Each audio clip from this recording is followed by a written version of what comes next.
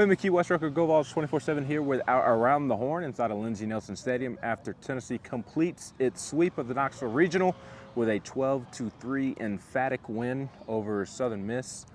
Tennessee will be playing in its fourth straight Super Regional. They've now won 9 straight home regional games, 12 straight regional games overall. They are 12-0 over the last 4 postseasons in regional play in the NCAA Tournament. And now 14-2 overall under Tony Vitello, which is just silly numbers. And we can put a bow on advancing to the Super Regional at the end.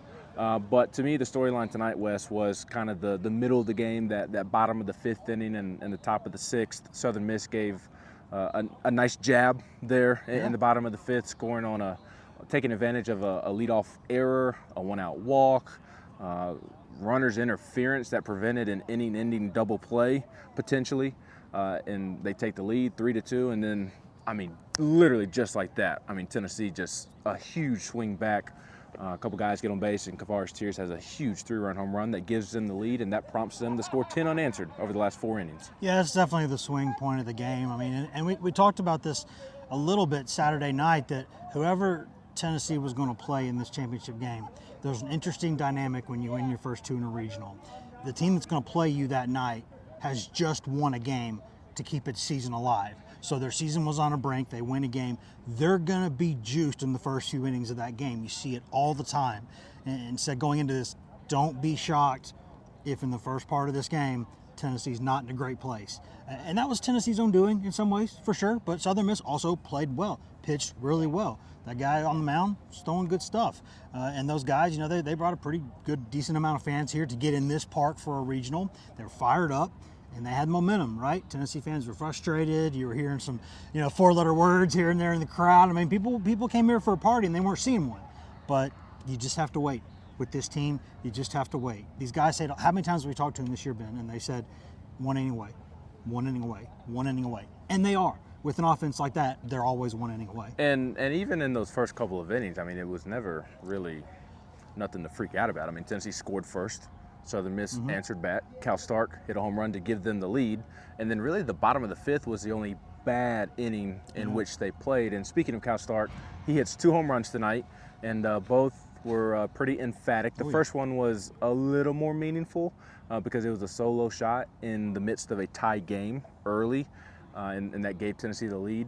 And then later on, he has the big 3-run home run, and the game was well out of hand at that point. But it was just kind of the exclamation point on another great weekend, a great performance from Cal Stark. He was my Knoxville Regional MVP. My vote too. And I believe that he will. I don't know that it's been announced yet, but I think he'll end up being the MVP of the Knoxville Regional. He had a big night that kind of capped it. And also, it was the 159th home run of the season for Tennessee that breaks the record. Dean Curley tied the record like 2 innings earlier with, I think, a 2-run homer the opposite way. And then 2 innings later, Cal Stark, his big 3-run home run, breaks the record that the 2022 team set 2 years ago. And last thing on Stark, both of those home runs were not cheapies. The first one was 420, I think, and the second one was 444, both well over 100 off the bat in exit velo. Cal Stark had a great outing tonight. Yeah, he did. And Stark would be my vote for regional MVP too. We'll see who gets it. But, Curley had a shout. Curley was right there. Curley was my vote after he hit that last home run. And then Cal Stark hit his 3-run home run. And I emailed the people that needed to be emailed and said, I'm changing my vote to Cal Stark. Yeah, I think what's interesting is, I don't know how many times we said this, Ben. I mean, when the bottom third of Tennessee's lineup is hitting, you're not going to beat Tennessee. You're just not. Unless Tennessee falls apart on the mound, falls apart defensively, not even like tonight, like really falls off. In a way that you have not seen them do this year. Yeah, I mean, unless something like that happens, when the bottom third of this lineup does what it has done in this regional, Tennessee's going to win almost every single time that it plays. And think about tonight. Tonight, for me, the stat, other than obviously the home run numbers and all that, was that the top 3 of Tennessee's lineup is 1 for 13 at the plate. I mean, you're talking, Moore, Burke, Amick go 1 for 13, and Tennessee hits 5 home runs and scores 12 runs. It's ridiculous. Think about this. Blake Burke is the 5th leading home run hitter on this team. 5th. in home runs on this team. I mean, what this lineup can do top to bottom, it's like Southern Miss's coach just said. You know, he said several times, you just can't breathe in this lineup. If you make a mistake 1 through 9, you're probably going to pay for it, and that's where they are right now. They've built an offensive juggernaut. Yeah, and I will say Billy had a couple of balls that he hit that should have resulted in hits. We continue to talk about him being the king of bad luck. He had one that was drilled over the center fielder's head that the center fielder made a nice catch on, and the wind was blowing in from center that probably kept it in the ballpark. And I believe off the top of my head, there was another ball that he hit well, just kind of right at somebody. So although there were results in the box score, they were touching up some. They were getting the barrel to the baseball. And even like Christian Moore, I mean, didn't have the results in the box score, but Hunter Inslee joked post-game that he looked like Robinson Cano in the field defensively at second base all weekend. He had a great day defensively, great weekend defensively, did SEMO. But the last thing that I want to touch on with the offense is, like, we talked about all of this, and I mentioned KT's homer, but, I mean, Kavares Tears and Dylan Dreiling, and Hunter Inslee right there in the middle of it as well. I mean, those three guys are just hitting at a phenomenal rate right now. Everybody talks about Christian Moore and Blake Burke and Billy Amick, and rightfully so, but those guys are just as dangerous. Yeah, and, you know, there's a saying that you hear more in Major League Baseball than you do maybe or around college baseball, at least that I've heard, and it's that, you know, every single at bat, you want to take a bite out of the pitcher, right?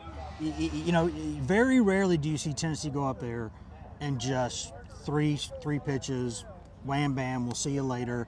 Nothing learned, nothing gained, no energy exerted from the pitcher, no easy outs. You see a couple of those because that's baseball, but in general, they take a bite out of you.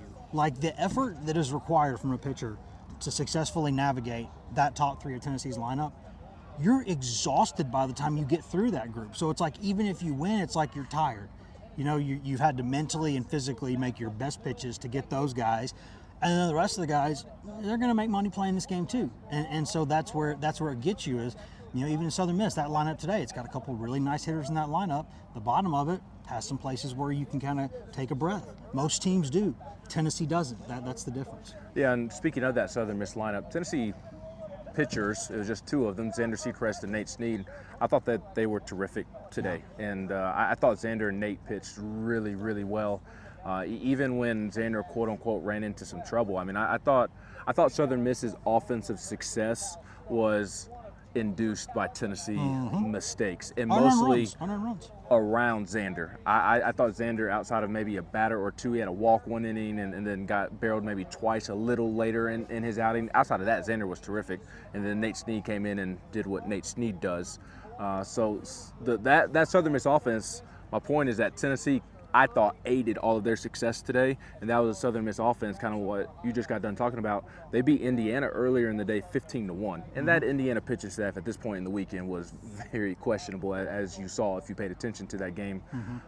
But that Southern Miss offense still has some big-time bats in the lineup, and Xander and Nate Snead kept them quiet for the most part. Yeah, you think Tennessee wouldn't like to plug in Slade Wilkes at DH or somebody like that? You know what I mean? Like, they'd love that. I mean, that dude could play, right? I mean, that dude, they're down. The game's over. It's 9-3, and at the end of the game in the 8th inning, he stays focused, gets a single, and his hitting streak's like 1 billion now. Like, he's a really, really, really nice player. And you know, but Tennessee did not allow a single earned run in this game. And I think Sechrest, could have given you 7+ if he'd really needed it. I think he was fine. I mean, his knee will probably be the size of a watermelon tomorrow, but you know, he was dotting it, man. He was tough, and if they just make the plays behind him, they're out of this thing. Like, he doesn't give up any runs at all, and anything he did today was unearned. So yeah, I mean, Snead came in, and selfishly, again, I've said this many times, I really like it when he's a short reliever, not a long reliever, because that's when you get to see the 101, 102.